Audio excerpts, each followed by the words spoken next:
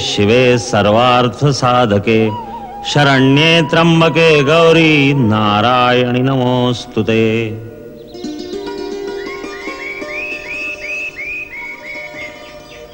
प्रकृति में बहुत से शरीर हैं, जानवरों के, पक्षियों के, जलचरों के, परंतु संसार में सबसे दुर्लभ, सबसे उत्तम शरीर मनुष्य शरीर है, क्योंकि इसके अंदर वो आध्यात्मिक शक्तियां हैं जो किसी दूसरे शरीर में नहीं।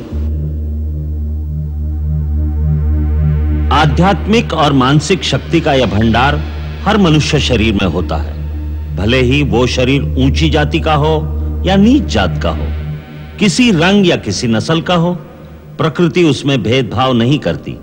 इसीलिए हर मानव शरीर को मुक्ति का द्वार कहा जाता है। शरीर के मुख्य केंद्रों में निरंतर इस शक्ति का स्पंदन होता रहता है। जब तक उसे जगाकर अपने काबू में न किया जाए उसका कोई फायदा नहीं, वो बेकार चीज है। वैसे ही जैसे किसी कंजूस के घर भंडार तो भरे हों और वो भूखा बैठा रहे। हर मानव शरीर में इस शक्ति के 7 केंद्र होते हैं जो योगाभ्यास द्वारा जागृत किए जा सकते हैं। मैं तुम्हें अपने शरीर में ये 7 चक्र दिखाता हूं।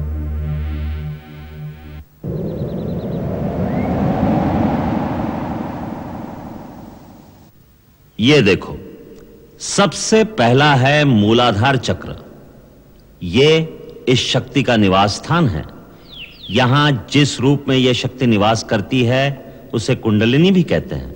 गुरु की कृपा और सहायता से इस शक्ति को यहां से जगाकर दूसरे केंद्र तक पहुंचाया जाता है, जिसे स्वाधिष्ठान चक्र कहते हैं। फिर स्वाधिष्ठान चक्र को भेद कर जब यह शक्ति आगे बढ़ती है तो तीसरे केंद्र पर पहुंचती है, जिसे मणिपुर चक्र कहते हैं। फिर मणिपुर चक्र का भेदन करके इस शक्ति को आगे बढ़ाकर चौथे केंद्र पर पहुंचना होता है। इसे अनाहत चक्र कहते हैं। यहां से विशुद्ध चक्र और फिर यह शक्ति अज्न चक्र को जागृत करती है। अज्न चक्र श्वेत वर्ण और भ्रुकुटी के मध्य में 2 पंखुड़ियों के बीच स्थित होता है। उसका बीज मंत्र है ओम ओम। जब यह शक्ति जागृत होती है तो सब केंद्रों में ऊर्जा और तेज का एक ऐसा वेग होता है जैसे गंगा का प्रवाह हो। उसका तेज कई सूर्यों की तरह प्रकाशमान होता है। कुंडलिनी जब आगे बढ़ती है तो साधक को चेतना की अलग-अलग परतों का अनुभव होता है, यहां तक कि जब वो छठे चक्र का भेदन करके सहस्रार तक पहुंचती है तो योगी पूर्ण समाधि में लीन हो जाता है। जहां रोशनी ही रोशनी है, प्रकाश ही प्रकाश है, वहां पहुंचकर एक अलौकिक आनंद की अनुभूति होती है, जहां मानव की चेतना आदि और अंत की सीमाओं को पार कर